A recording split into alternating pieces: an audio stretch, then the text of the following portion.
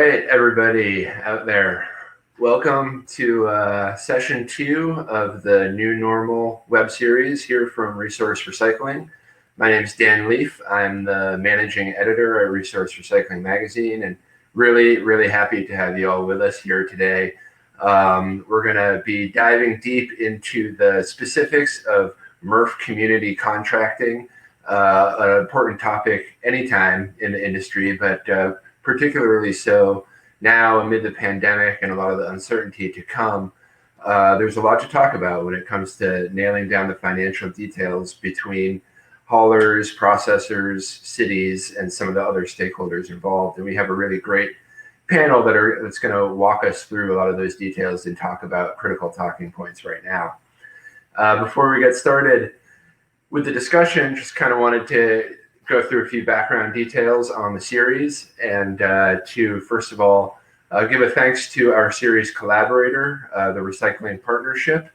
As you'll see, they're a big part of today's session and some of the other sessions that we have planned in the coming months, and they've been a huge part of moving the industry forward over the last few years, and we're really happy to have them with us.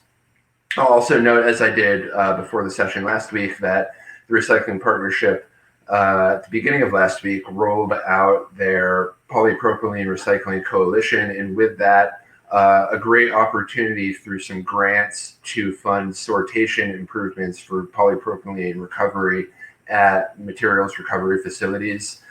In the chat window, we're going to be putting the link to the Resource Recycling story about those grant opportunities. So take a look at that, and that might be something that's good for your facility or your community. So again, thank you to the Recycling Partnership, our series collaborator. Also want to give a shout out to our platinum sponsors. They are supporting all 6 of the webinars in the Resource Recycling New Normal series: Harris Equipment, Retract Connect, and the American Chemistry Council. These are 3 entities that have done a lot for recycling and are a big part of conversations on different levels, and we're really happy to have them with us throughout this series. So thank you to Harris, Retract, and ACC. Just a few guidelines to help you participate in the discussion today. On the right side of your screen, you'll see a chat window where you can interact with other attendees, and there's also a Q&A section. And that's how you can get your own voice involved in this conversation. Ask questions. There's going to be plenty of room for feedback and time to address those questions. So ask them. Whatever you put in there will be seen by all attendees. And then our team, kind of behind the scenes here, will be helping to figure out which ones are the best ones to go to our panelists and bring them into the conversation. Also know that we are recording today's session, and that will be available to you all later on this week. You'll get an email about that, so look for that. And then definitely want to keep it on your radar, the 2021 Resource Recycling Conference. We're committed to continuing to have these conversations and dialogue, regardless of how the world looks. Hoping to be able to meet in person next year and to really connect and network like we have in the past, but we'll be adapting to whatever the reality is and holding the 2021 Resource Recycling Conference. Look at rrconference.com for all the latest updates on that. And with that, I'm going to introduce our panel, again, talking about the specifics of building sustainable community MRF contracts here today. We have 3 really knowledgeable, experienced people with us. First, Scott Mouw. He is the Senior Director of Strategy and Research at the Recycling Partnership and spent a long time helping lead recycling for the state of North Carolina previously. And we have Liz Bedard, Senior Director of Industry Collaboration at the Recycling Partnership, and another person who has been involved in a number of groups and initiatives and done so much to help out this industry over previous years. And Scott Pasternak, he's project manager at Burns and McDonnell. That's a consultancy that has done a tremendous amount of work helping companies and communities build stronger recycling systems. And we're really happy to have him on board. So with that, I am going to turn things over to Scott Mouw of the Recycling Partnership, and he will take it from there. So thanks again for being with us, and looking forward to this discussion. Much appreciated, Dan. Very, very much appreciated. We're really grateful for this opportunity presented by Resource Recycling to share with you some work we've been doing on MRF contracts. As Dan said at the outset, it's an incredibly important and very timely topic. And we chose to spend time to try to bring some content forward to the recycling system and the industry to foster dialogue, to foster best management practices across the recycling system in the U.S. So thank you so much for making time to be with us today. There'll be opportunities for Q&A. Obviously, as we go through, we'll have a couple of polls. We have a lot to cover as we go through today. Just want to say that the guide was not really formed in a vacuum. It was formed really through a lot of dialogue with MRFs, with communities, with the good help of our friend Scott Pasternak here, who's done many of these kinds of contracts. And it was done through reading a lot of MRF contracts. If you want some exciting reading, there's nothing better than reading a 40-page MRF contract. So just a little recommendation there for good reads.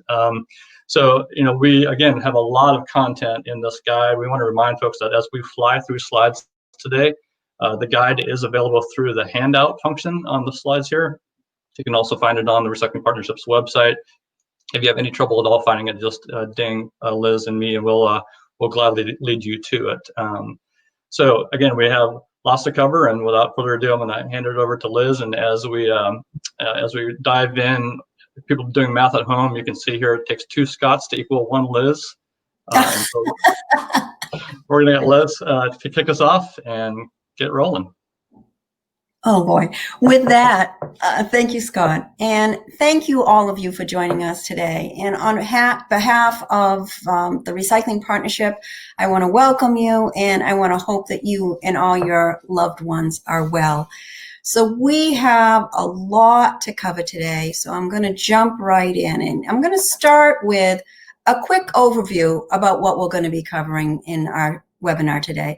First and foremost, it will be about the guide, the Community Material Recovery Facility Contracts Guide. But I'm also going to start off with a review of the Recycling Partnership, because I think it's important to ground the organization in why the Recycling Partnership decided to take this issue on and develop the guide. Then I'm going to pass it to the 2 Scotts to get into the details, the why and the what, the process of contracting, the essential elements, and then some nice Q&A. So here we go. I want you to note on this slide a couple of words that I think is critical to who and what we are. Together, and the fact that the word partnership is in the name of our organization. And that is very much rooted into what we are. We really consider this the work of transforming recycling in the United States. We work with all of the components, all the people. We work with municipalities, with states, with MRFs, manufacturers, brands, recyclers. So many components of the system need to be engaged in order for us to successfully move forward. And I also want to begin by reminding everybody that the Recycling Partnership is a nonprofit. It's a 501c3. It's formed for public good. So here are the many organizations that fund the work that we do. Here are the many organizations that have signed on for transforming recycling for good. So we're very much rooted in together making a difference. And how do we do that? Well, we're driving national change through a number of our programs. We have our infrastructure grants. And many people think Recycling Partnership, CART grants, but we are so much more. Certainly we started off that way, but in the 6 years that we have been in existence, we have expanded so much beyond CART grants. We work to reduce contamination and increase participation, more quality, more quantity, if you will. We work with regional and state organizations to improve their recycling. We have peer-to-peer networking. Last June, we pulled together 50 city recycling coordinators, so they had an opportunity to meet for 2 days, talk about each of their issues, get to meet each other, have that ability to subsequently pick up the phone and call each other to ask about certainly similar questions. We have our state leaders group, connecting state recycling leaders with each other for the very same reason. But then we also, the fifth one I want to add is the development of resources. And the guide we're talking about today is just that, a resource that we have developed to help move the industry forward, to help strengthen U.S. recycling, to help sustain U.S. recycling. And we have so many other resources. We've done an anti-contamination kit. We have a recycling social media kit. We regularly do research. We regularly collect data. We have a customizable educational campaign. So think resources, resources, resources. And this is one of our, if not our newest resource. And why do we do all that? Because it's rooted in the important recycling impacts around the jobs that recycling creates, impacts around the carbon dioxide, greenhouse gas, carbon footprint reduction, conserving barrels of oil. I mean, these metrics are quite sobering, aren't they? And this is why so many of us are in the world of recycling. I also wanted to talk a little bit about the public support and willingness to be engaged and actually pay for recycling. And I think this is important for all of us in this industry to remember. We are regularly keeping our finger on the pulse of how consumers feel about recycling. And this was 2 important metrics. How important and valuable they see. 84% agree that recycling is a valuable public service. And look what they're willing to pay in more taxes for better recycling. So sometimes we wonder, are people engaged? Is this important? Are they willing to pay more if that's what's needed in the future to sustain our recycling? And our survey is saying yes. And how do we move all that forward again? And I've said it a couple of times now, but you'll notice I'll say it regularly. Recycling is a systems approach.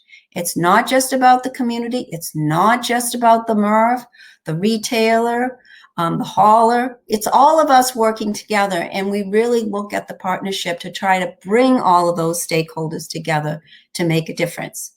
So why did we produce the guide? Well, we strongly believe that healthy, balanced, mutually beneficial contracts between municipalities, communities, and MRFs is a critical component of a healthy recycling system. And I have consciously chosen the word critical. We truly do believe it's critical. We truly do believe that many contracts out there right now are missing essential components to good, strong contracts. And that's not good for the MRF. That's not good for the community. That's not good for recycling. And then there's the new normal around markets, the new normal around contamination. And all of that results in new complexities. And with new complexities, we need to have good definition of the relationships between the communities and the MRFs. So we really feel that this guide is important in strengthening recycling in the United States. Now, this came as a surprise to me. I just did not realize that 79% of the MRFs in the United States right now are private MRFs. We have determined that 20% are public MRFs, and then we have about 1%, 4, that are nonprofits. So with 300 MRFs in the United States being private, we know that a lot of contracts are going to be developed. It's just self-evident. And if that is the case, we need guidance, direction on what makes sense for a good contract. a mutually beneficial contract. And that was another thing that came as a surprise to me. You know, sometimes things aren't self-evident, and we need to take pause and think about that, about what is self-evident. And we determined that really the mutual goals of a contract are greater than the independent needs between a community and a MRF. Both a community and a MRF need and want stability. Both a community and a MRF need and want a long-term vision. Some of these contracts are very long-term. We need clear communication, and both a community and a MRF need material quality. So look at the commonalities there. Community needs predictability, and a MRF, the private MRFs, need profitability. Let's not fool ourselves. So when we're thinking about contracts, I'd like you to keep this image in mind of how many common goals we have in developing these contracts. And, you know, what do we see as an ideal MRF contract? Well, really, when I looked at these today, I thought, well, you know, these 4 bullets could apply to many relationships, but certainly apply with a relationship between a community and a MRF. They both need to live through a range of market conditions. So if the markets are in a good place or a bad place, and we all know, especially those that have been in this business for a while, and look at this gray hair, I think I have been, we've seen good markets and we've seen bad markets. And having contracts to sustain the MRF community relationship through bad contracts as well as good is critical. We want to be able to create a contract where the risk is shared as well as the reward, right? It shouldn't be all the risk on the community or all the risk on the MRF, and it shouldn't be all the reward on the community, all the reward on the MRF. We want balance. And like any relationship, good communication and collaboration, the community and the MRF should be regularly communicating. And we believe it should be part of the contract, the regularity. How are things going? How's my contamination rate? How are the markets right now? This is a relationship, and a critical relationship. So good communication is critical. And then we believe that an ideal MRF contract includes clear expectation around acceptable materials. And I need to say that oftentimes we have surveyed MRFs and communities, so communities that are sending their material to a MRF, and they each say different things on what's acceptable material. So this is a little point that we've proven. Clear expectations around materials, and then there's that contamination. Contamination is a reality. Contamination is something we all want to work towards reducing. And so having clear expectations within the contract about contamination is really important. So with this very brief setting, I'm now going to pass the discussion over to the Scots, if you will, to get into the details. So with that, Mr. Pasternak. All right. Thank you very much, Liz, and hello to everybody. I'd like to start off with expressing our appreciation to Resource Recycling for navigating us through these challenging times so that we can have effective communications with each other. And then also my appreciation to the Recycling Partnership for deciding to collaborate with Burns & Mac in the development of this guide. This is an issue that is really important to us as a firm, as we work with so many local and regional governments across the United States on this topic. And what Liz just summarized on this slide in terms of the ideal MRF contracts, we really took this to heart when we developed this guide, where this really served as our goals and objectives to make sure that what Liz just communicated on this slide shines through across the key aspects of the guide that is available for you all. As Scott Mouw mentioned, this guide is available to everyone. What Scott and I are going to do now is to talk through key aspects of this guide, but we're certainly only going to touch the very surface of a lot of these categories. So please take advantage of this guide because we hope that it will be a great, useful tool to you. So where I wanted to start my conversation is just thinking about the most important questions of all, and that is, what are your goals as a community, and what are your priorities? And where we start off within the guide itself is a discussion of the MRF contracting process. And what we really are encouraging communities to think about are all of the strategic issues that need to be addressed as you're beginning a procurement process. And so again, all of this information is described within the guide, but we want to highlight some key aspects of the contracting process with you now. So one of the first questions that you need to think about is, what are going to be the documents or the instruments that you need to keep in mind. You may want to issue a request for information if you're just looking to get upfront understanding of what's going on from a recycling processing perspective. You may decide to do what we call here in Texas a two-step procurement process, starting first with a request for qualifications and then asking for a request for proposals. And again, the pros and cons of each of these different instruments are described within the guide. Another key decision-making point is going to be decide what type of relationship do you want to have with a MRF. Is it going to be a traditional contract or a processing services agreement, or do you want to have more of a public-private partnership or a P3? And again, we'll dive into this topic in a little bit more detail.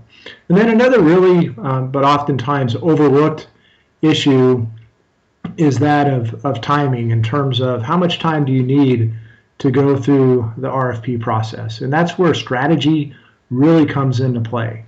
Just think about what's the lay of the land when it comes to MRFs within your own community. If you have multiple MRFs that want to take on additional material, then you can have a shorter timeline as a part of your procurement process as compared to, say, a region where you don't have sufficient MRFs, maybe no MRFs, or the MRFs that are in place are not very competitive in the marketplace, or maybe you've had other vendors who have said, hey, we would love to come and set up a new MRF in your community. So we'll talk about how much time is needed for those different scenarios, but from a strategic perspective, having that understanding before you go through with the procurement process is really important. And then I'll talk about one critical contract issue, which is contract length, before I turn things over to Scott Mouw. It's also really important from a strategy perspective to think about the relationship between the RFP and your contract. And we strongly recommend that local and regional governments, when you're starting the RFP process, to plan to include at a minimum terms and conditions for the contract, if not a complete sample contract when you issue the RFP. There's several reasons for this. One is to make sure that both parties are hopefully on the same page, and when it comes to providing pricing as a part of their proposal, it's based on an understanding of what contractual expectations will be. And also, having the contract as a part of the RFP can help to very much streamline the contract negotiation process, especially if you ask vendors to identify any potential requested exceptions to the contract as a part of their submittal.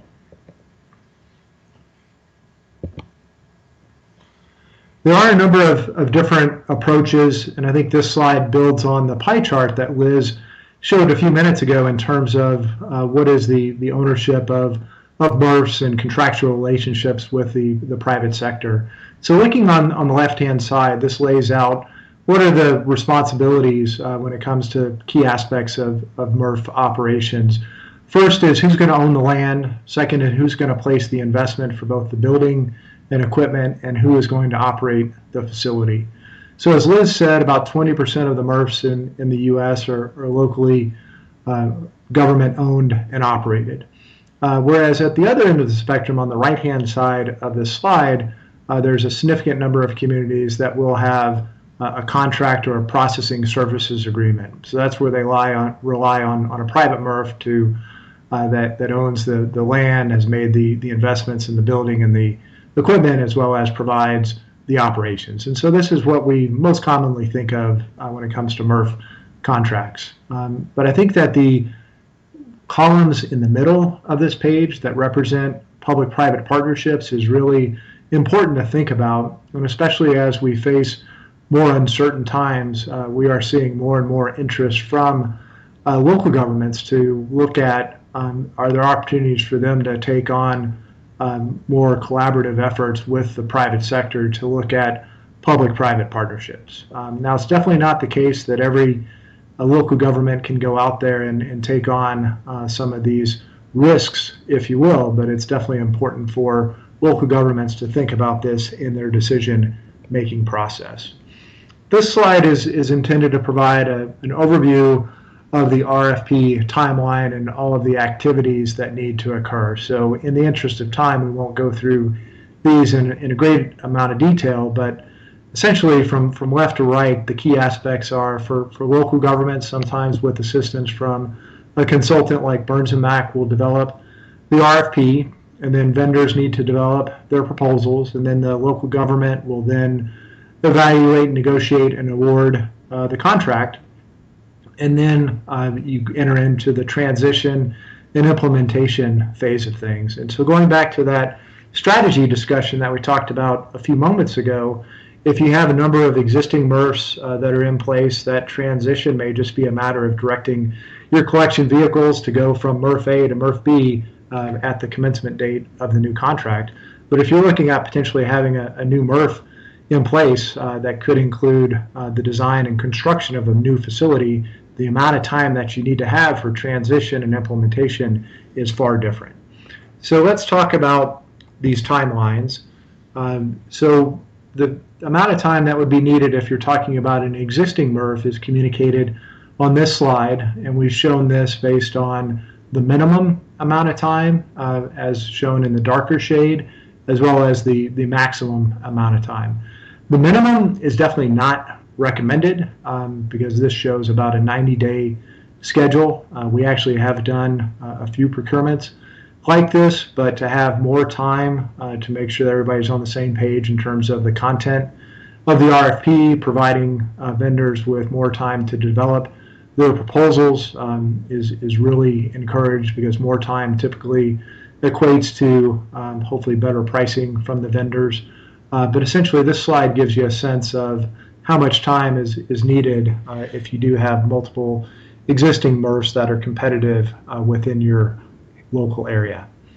But if you are contemplating a procurement process that would involve a new MRF, you need to take much more time as a part of that process, because it's going to be a more complex set of documents in terms of developing the RFP. You want to provide vendors with more time to develop their proposals, because they're no longer talking about pricing for an existing facility, but now they need to design and build and understand what all the costs are associated with a new MRF, and the negotiation process is typically more involved here. And so with the need for design, construction, commissioning of a new facility, you're now talking about a process that can take in the neighborhood of 2 to maybe 3 years. One case study that is included within the guidebook talks about the process for the city of Dallas, because we helped them with a procurement process where they actually looked at offering the opportunity for a public-private partnership for a new MRF located at the city's landfill, as well as the opportunity for other vendors to provide processing services agreement. So take a look at the guidebook for that case study to give you some real perspective as far as how this was addressed from a real-world perspective. And then contract length is really important, because this is where it can provide that true trust of what the balance is between the public and private sector. So it's really important for the contract length to be sufficient and allowed for the recovery of capital costs, to make necessary capital investments, but then also you want to make sure that it does not preclude market choice over time. So what we recommend is a definitive period of time for the initial term of the agreement, plus optional renewals. So this is a table that is included within the guidebook and provides recommended contract lengths depending on the contract type, whether it's a PSA or a P3, as well as whether it's a new or an existing MRF. So in the interest of time, I'm going to move on from this slide, but again, would really encourage you to take a look at the guidebook to see which of these different contract lengths makes the most sense for your particular situation.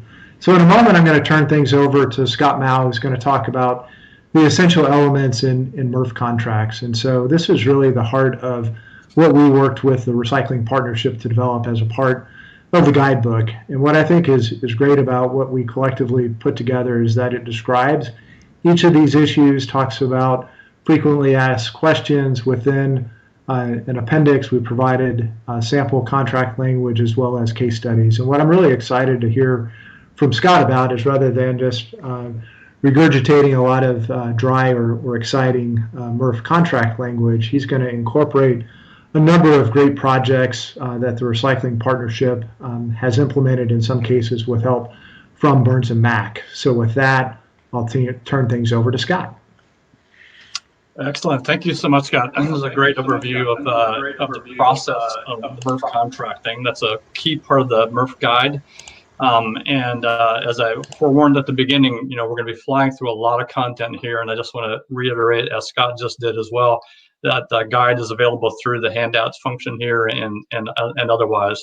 It's obviously a very dense topic, and what we're going to do right now is talk about these elements of MRF contracts that we would look to as being necessary for a good MRF contract. You wouldn't look at a MRF RFP or a contract itself and consider it a well-done contract unless you found in that contract or RFP each of these elements, either represented in a section or in a clause. These are, we could have chosen 10 and called them the top 10. We could have chosen 12 and said the dirty dozen. We have here the essential 11. These are really, really important to be in every contract going forward. These are, of course, not the only things that should be in a MRF bid, a process, and an RFP, an RFB, or a contract. There are lots of things that a MRF contract will include that are essential to the local government around health and safety, performance, insurance, those kinds of things. Those are important, and they need to be part of how a community moves forward. But these are really the essential elements regarding the content of the relationship between communities and contracts.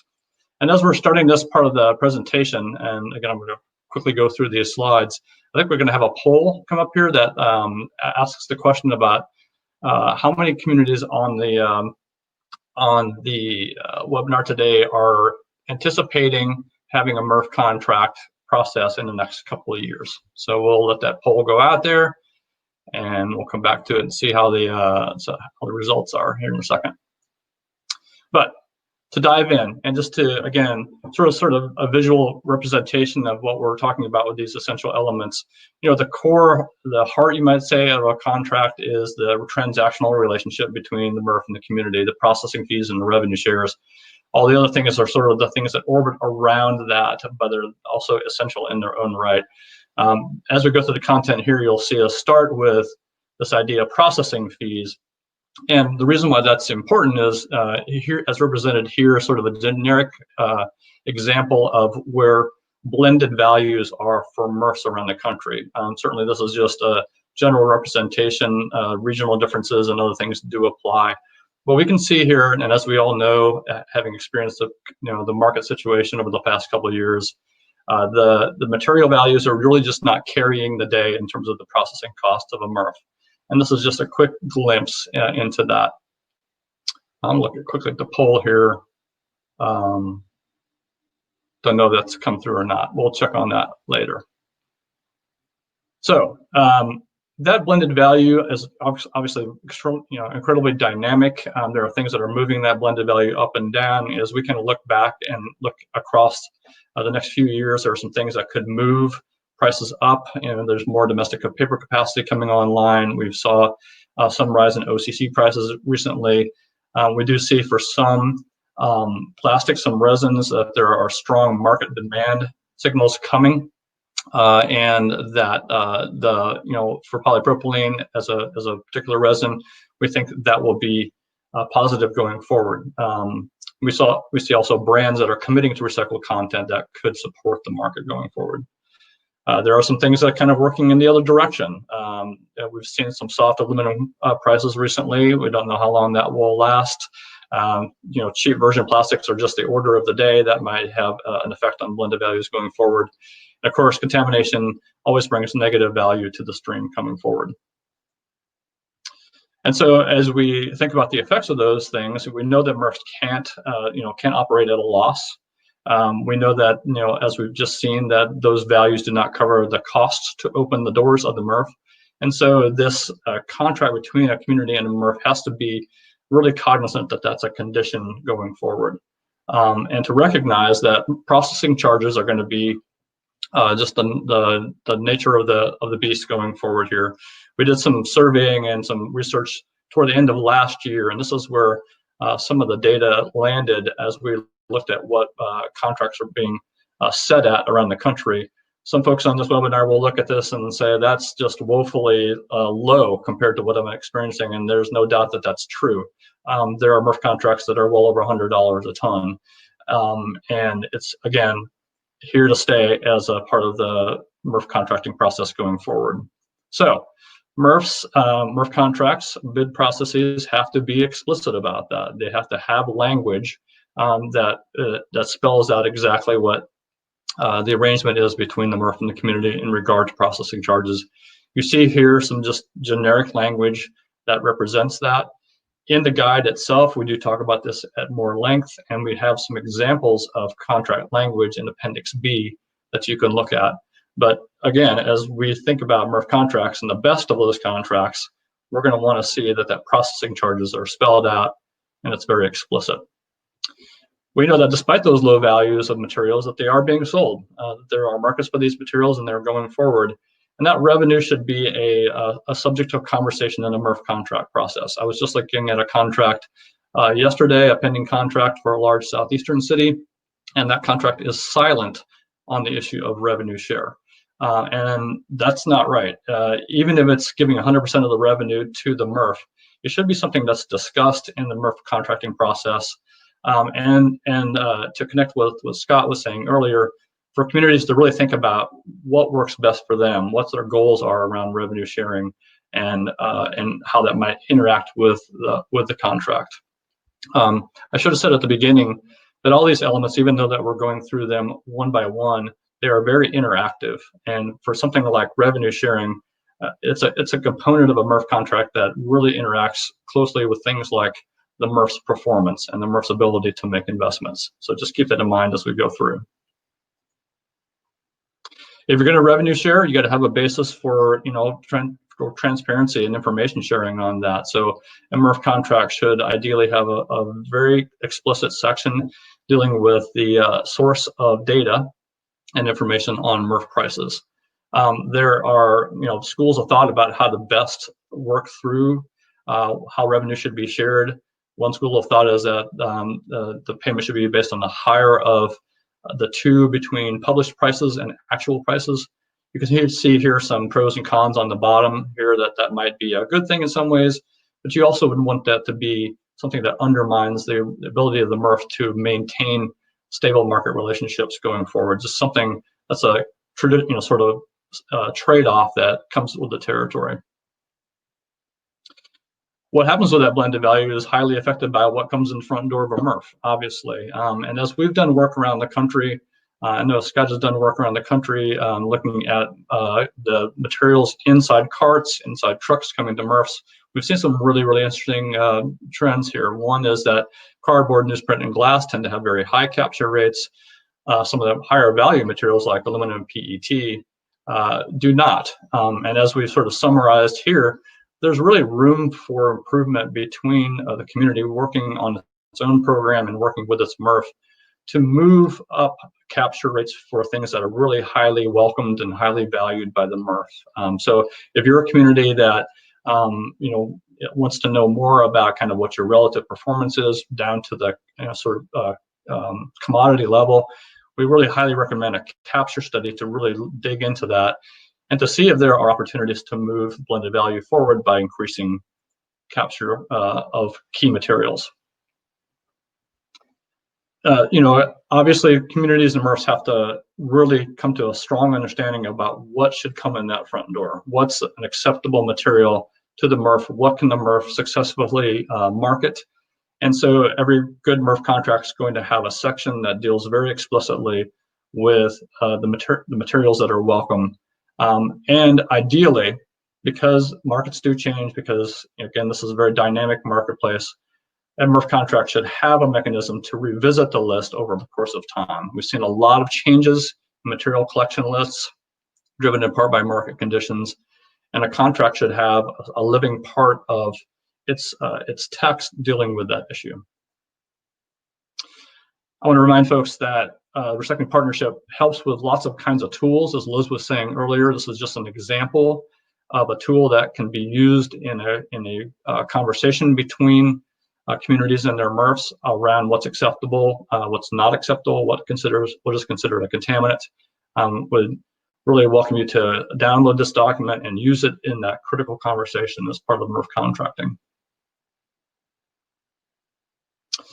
And to know what's coming in the front door, again, is really essential. Again, this contract I was looking at earlier yesterday had a composition study being done on an annual basis. The composition study is incredibly important to set the standards between the MRF and the community about what is coming in and what constitutes commodities, what constitutes contaminants. And once a year audits are just not adequate. They need to be much more frequent as a quarter. Every quarter is really important. But as that's spelled in the contract, spelled out in the contract, the methodologies, the reporting parameters, how the data will be used should also be addressed in detail. And as that process is moving forward, there should be some very explicit conversations within the MRF contract, within the bid process itself, about what standards are being applied and how contamination itself is defined and measured. And in ideal circumstances, there should be in every MRF contract incentives, either through the transactional relationship or through other mechanisms for communities to be addressing material inbound and addressing the quality of that material. So again, another critical element that should be spelled out in a MRF contract. We like to really think about the issue of contamination by breaking it down into its components. And you see here just a graphic representation of the kinds of contamination that could result across the management and processing of materials.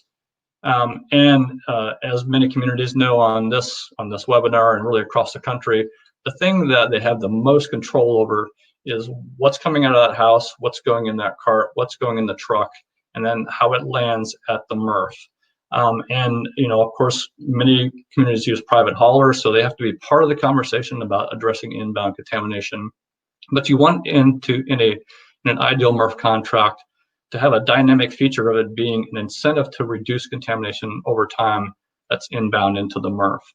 When we asked recently in our State of Curbside study how many communities knew their inbound contamination rate, only about a third of them knew their inbound contamination rate. That was a signal to us that there's work to be done for MRFs and communities to have better dialogue, to have more frequent audits, to have mechanisms that share information that allow action to be taken around inbound contamination. You see here then the results of some of those of that survey. The inbound contamination for the communities that know their contamination rate is about 17%.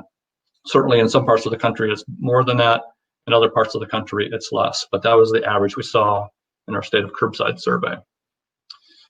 The good news is that inbound contamination can be effectively addressed.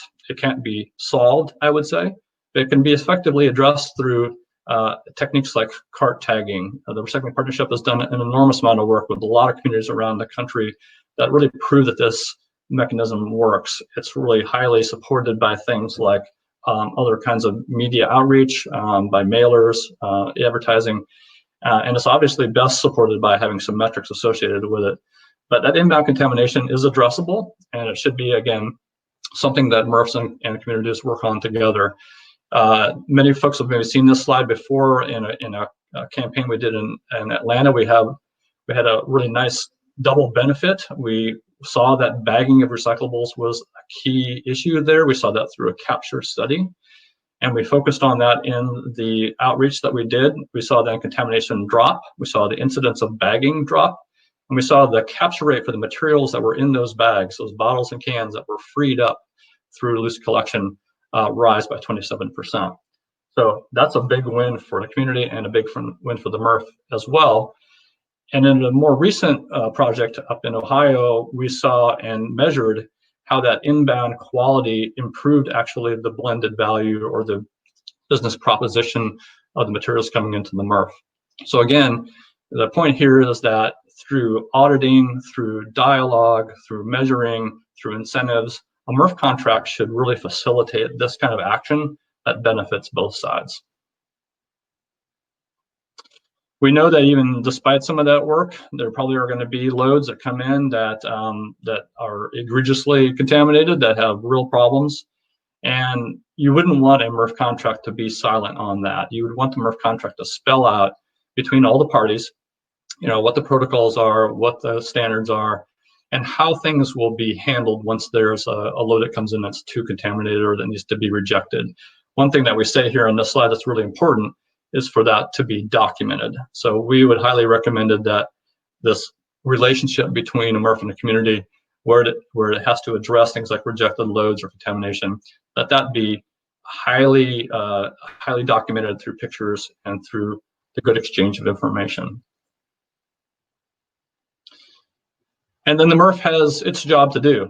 As Liz said at the beginning, you know, we have a highly privatized MRF marketplace in the U.S. Have 300 MRFs around the country working hard every day to move commodities into the market. They're trying to achieve the highest bale quality possible, trying to keep that residue rate down as much as possible, and that's what the MRF exists to do. And communities and MRFs have to have a conversation in that regard about MRF performance. If a community brings in 100 PET bottles, good bottles in the stream, what's the standard? What's the expectation about how many of those 100 bottles would successfully make it into a PET bale? Those are the kinds of standards and the kinds of conversations that really should be part of MRF contracting, and the conversations around things like how revenue share might affect the ability of the MRF to invest going forward and to really achieve high standards of marketing the good commodities that come in to the MRF. This is not an essential element per se, but we wanted to recognize that there are ways for communities and MRFs to kind of work together.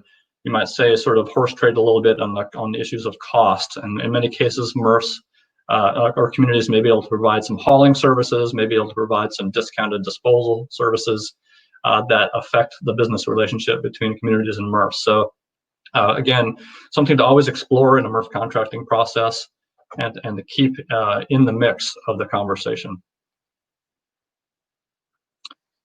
We see MRF contracts as an ideal place for outreach revenues and outreach resources to be established. We know that this is a common thing in MRF contracts. Again, this contract I referred to earlier had a payment from the MRF to the community of $5,000 a month. That really, in my view, is not adequate. This is a community of about 80,000 folks, 80,000 households. So you want something like that in a contract. You want the transfer of some resources for outreach that affect quality, that affect the quantity of materials coming in there, and you want it to be done in such a way that's really effective at a rate, you know, along the lines here in this draft language of $1 or $1.50 per ton. That's where that resourcing can really be important. And one thing that's really significant about this is that it does shield some of that revenue from local budget processes.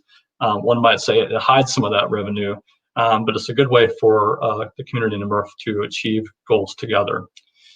And when those resources are in place, we just want to remind folks that their second partnership has worked really hard to provide a platform to create materials for your community program, customizable program materials that you can make on your own and can prepare and bring to printers to use for stickers, for mailers, for brochures, outreach materials of all kinds. We really highly encourage you to use the tools that we've built. You see here on this slide some examples of some of the kinds of output that comes from a very simple process on our website to create these materials. You see the card tagging resources right there in the middle. Just want to make a pitch for folks to use that, but make sure your MRF contract gives you the resources to produce those. All right, we're getting close to the end of the 11 elements here. This is number 10. Again, every MRF contract should talk about what happens when the MRF can't operate. If there are natural disasters of any kind, fires, tornadoes. I haven't seen yet a MRF contract that talks about a zombie apocalypse. When you do, when that happens, what occurs. But it's something that should be talked about in a contract. What happens when the worst case things happen? This is really different than the force majeure kind of clause that you see in a lot of contracts where a contract cannot move forward for different reasons. This has to do with really what happens in a short-term situation where the MRF is not operational. And as Liz said at the very, very beginning, communications is just essential. And the contract should spell out in detail the kinds of reports, the kinds of communication, the frequency of that communication, the kinds of data that comes forward from the MRF to the community. So those really important conversations can be ongoing about how the relationship and how the materials going into the MRF affect the ability of the MRF to be profitable, but also for the program to be sustained. We provide a couple quick items here that communities can use with their MRF to kind of get a sense of sort of feedback, if you will, about what kind of materials coming in and what can be done about it. Please feel free to use that. We want to remind communities on this webinar today that it's important just to track the performance of your program overall. And we've built with the great help of Emerge Solutions with Retrack, a platform called MMP, Municipal Measurement Program, for communities to use to track their performance year in, year out. It's a very rich and deep data set that you can use to watch how your program is performing over time. And we want to really make sure to shout out to NWRA and SWANA and to ISRI. They have done great work on this issue as well. They have resources that we call out in the document and that we have here on the slide. I encourage folks on the call today to make use of those resources as well. They're very important for again, just making sure your MRF contracting process is the best possible. And I want to go back to something that Scott and Liz talked about earlier. The best kind of MRF contracting process starts with a moment of reflection, if you will. The communities really need to figure out what they need in the long term, how they get that stability through a MRF contract, and how then to configure their MRF contracting process so that it achieves those goals.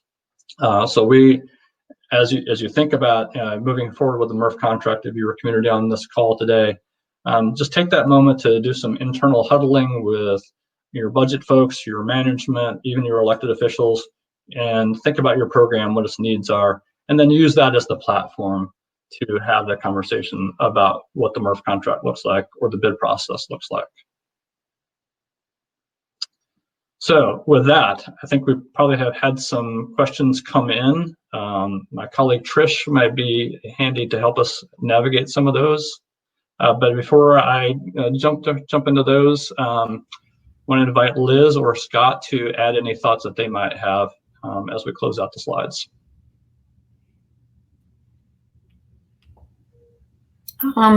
Scott, nothing to add. I'm excited to get to some questions and some discussion.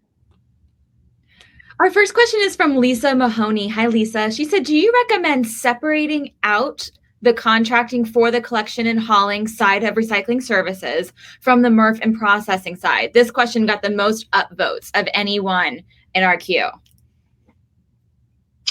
I would say on balance. I mean, there probably are pros and cons really across the board on that, but I do think that MRF services are a very special kind of element of a community's program's existence and how it functions. And I think on balance, the best thing to do is to have that MRF contract procurement be a separate process, if at all possible. Clearly, those two things are related. If you have an integrated service provider, the hauler does operate the MRF. It's hard to split those things out in those circumstances. But I think a MRF contract deserves kind of its own attention. And it's a good way to set the contract on a good foundation.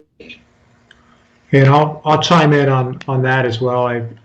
and it will offer slightly different perspective from Scott. I don't disagree with what Scott is saying, but I think that there are definitely communities where it does make sense to have one fully integrated contract that addresses both the collection as well as the processing side of things, and for that matter, for landfill could include disposal.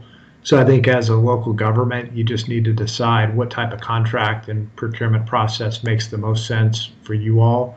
For example, if we're working with a smaller city, they may just want to have one contractor that addresses everything. That contractor may then in turn have its own MRF or sub out the recycling processing, whereas larger communities may do exactly as Scott described.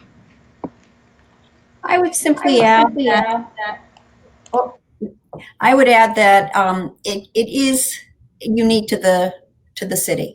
Now, I refer to this as unbundling, and I've worked with many cities where if there are multiple haulers and if there are options for MRFs, I strongly recommend unbundling the two.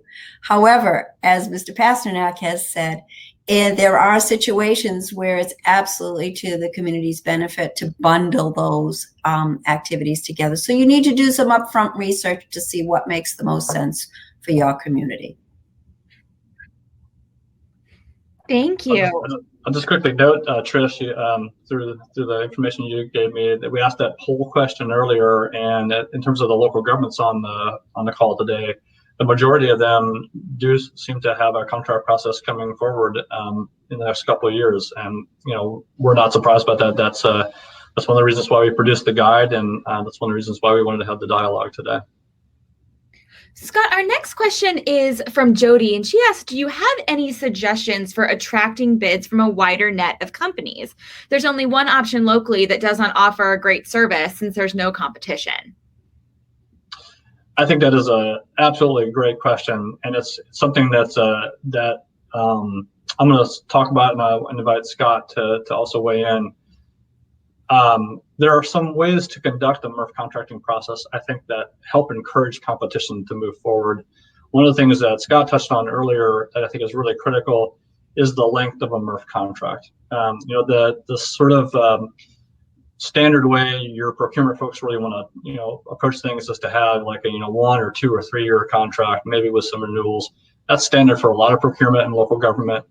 But MRFs have to amortize their equipment over a longer period than that. And if you offer a MRF contracting process that in the end offers a 7 or 8 or 10 year contract, maybe with renewals, you're going to attract a lot more attention to that contract going forward. The other thing I'll just quickly say is there's a real opportunity, and we don't see it very often, but it really has to be talked about, to regionalize the process. When you present multiple communities tons to a MRF processing marketplace, you're going to be much better served by that process. Scott, what would you add to that?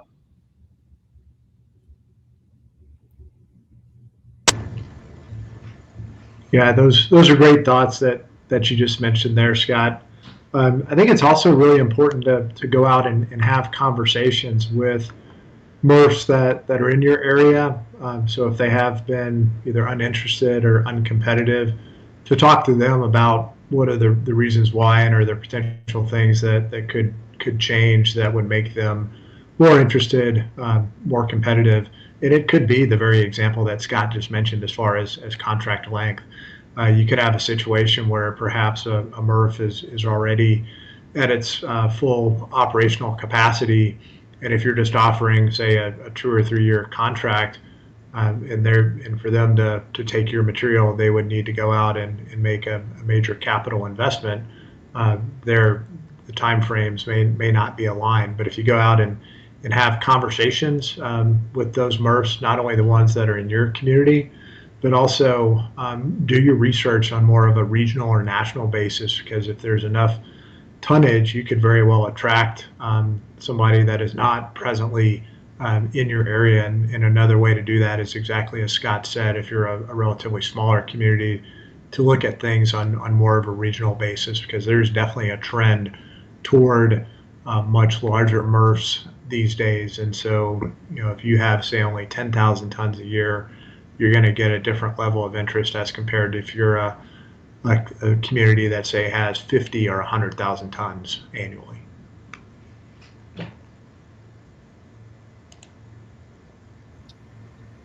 We have one final question, actually from Colin at Resource Recycling. Colin says, you mentioned processing charges. Are there other ways that some of the unforeseen COVID-19 impacts will play into future contract negotiations? What a question to end on. Yeah, that's a very timely question. And I guess maybe I would say, the impact of COVID and the situation on MRFs has been interesting when it comes to MRF values. They've sort of pushed two different ways there.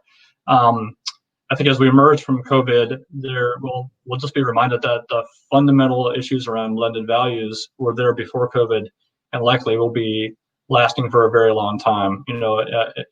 As we look forward, we don't see any dynamic where MRF processing charges will be covered by MRF revenues, COVID or not. So that's why we opened the conversation today with the idea that processing charges are here to stay. And hopefully as the economy gets back, material values will improve, but we don't think that will erase the need or the expectation that there'll be processing charges.